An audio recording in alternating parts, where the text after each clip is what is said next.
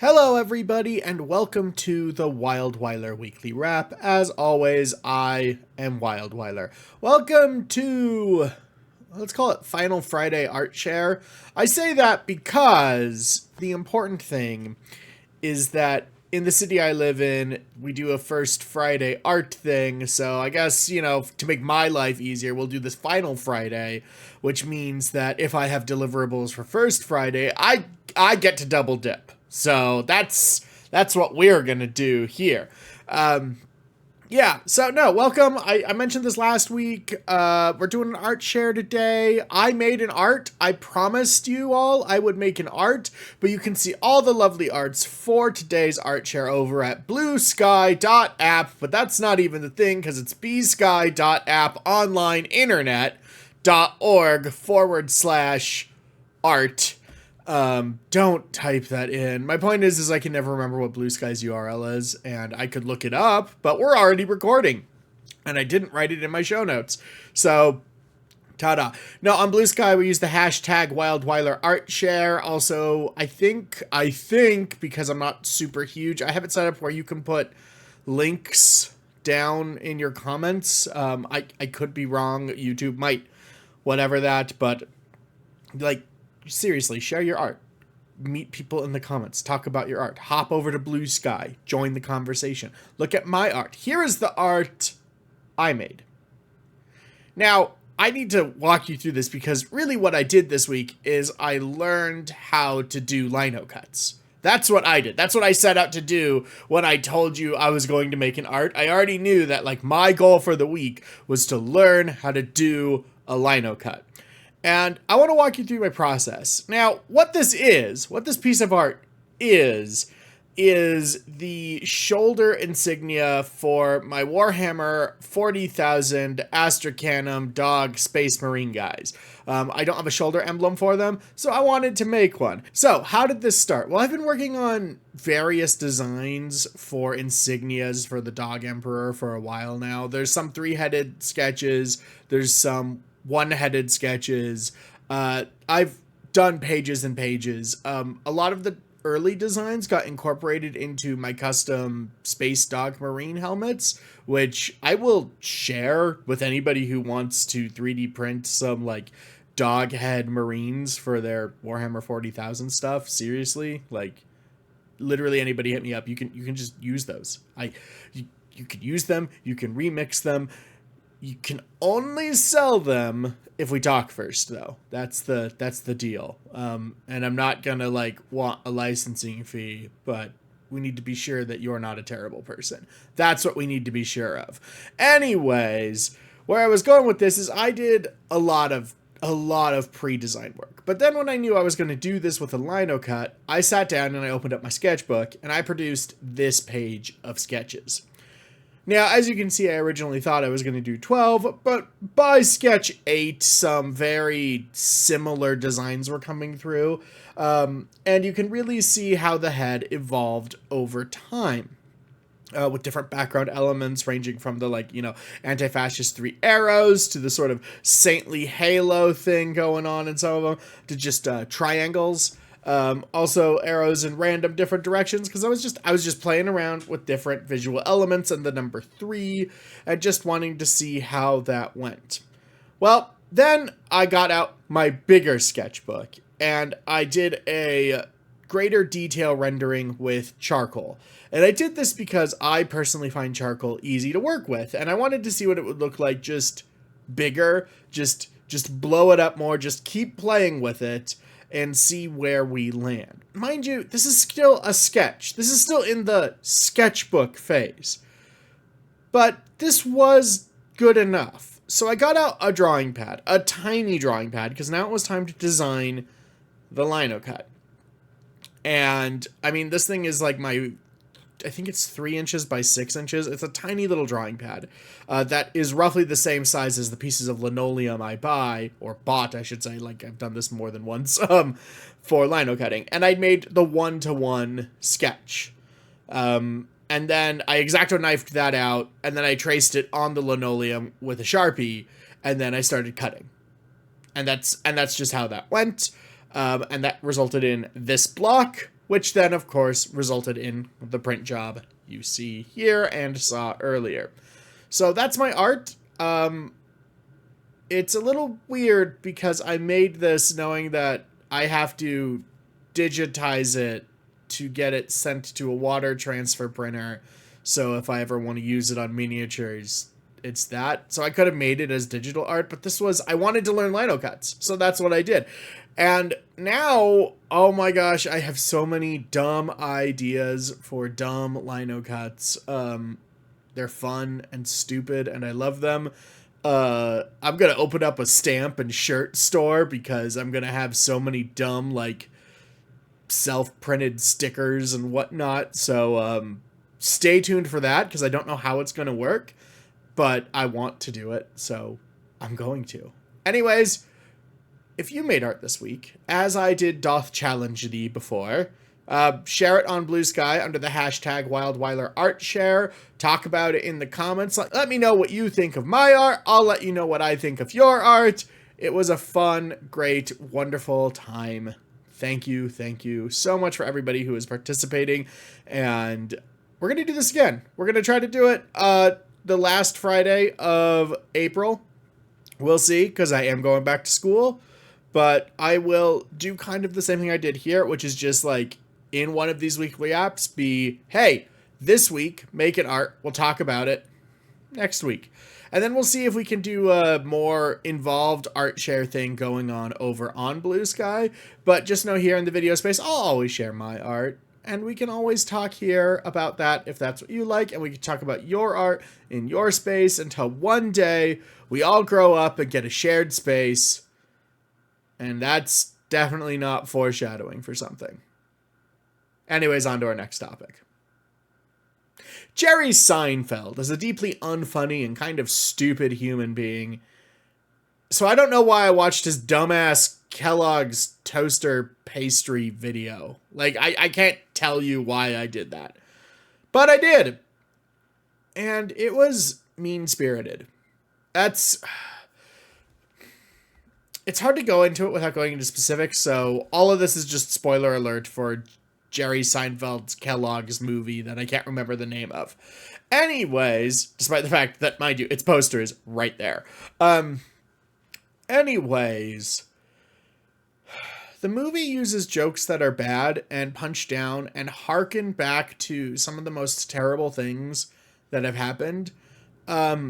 There is a character who is definitely a Nazi, like actually a Nazi, and in very true sort of elitist fashion, the characters ignore that he's a literal Nazi because he's working for them now.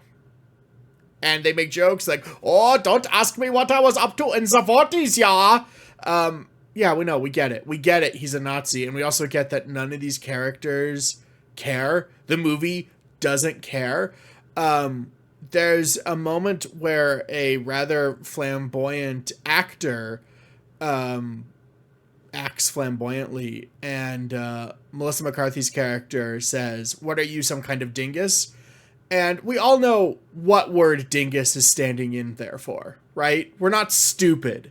Like, she called him a slur because they could get away with it. And that's the kind of humor that's in the movie. It's not like, oh, we'll never cross the line, but we'll signal that it's definitely okay to cross the line without suffering any sort of social consequences from us. This movie pissed me off greatly because of how, like, ha, look at all these terrible things people are allowed to do and were allowed to do and have been allowed to do forever.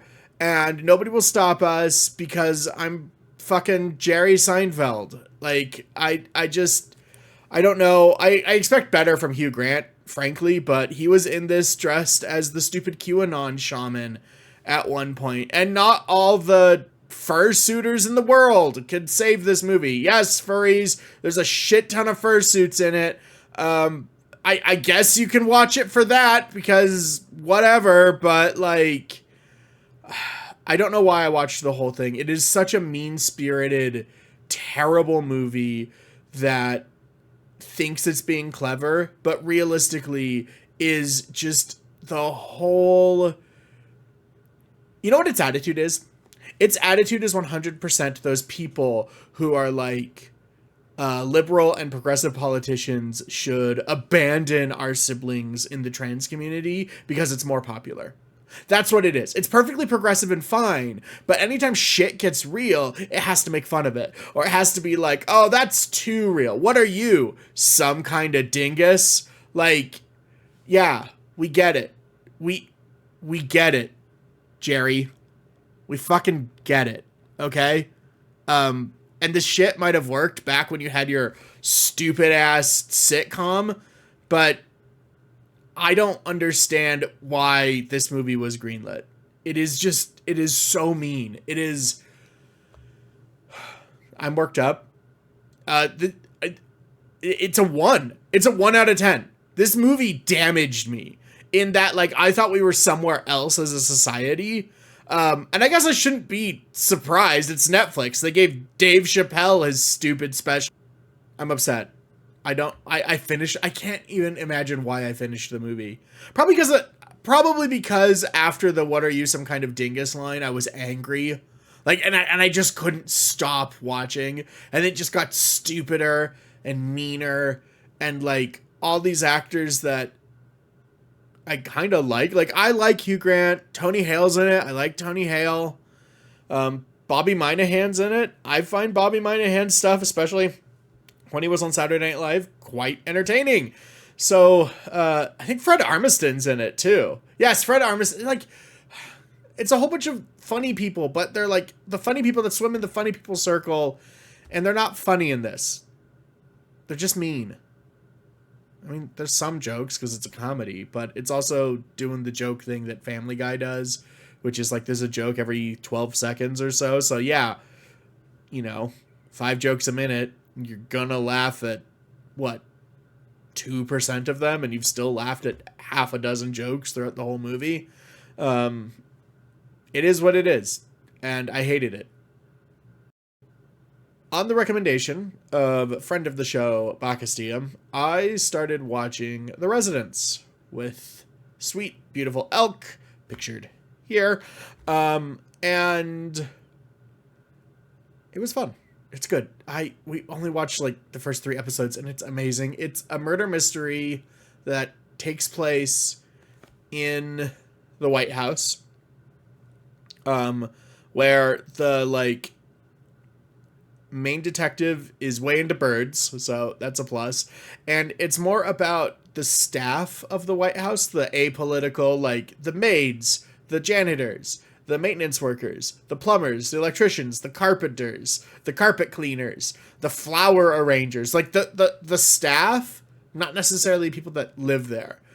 And it's interesting. It's interesting to the point where only 3 episodes in, I will say, I really hope they're trying to make this detective character named Cordelia Cupp.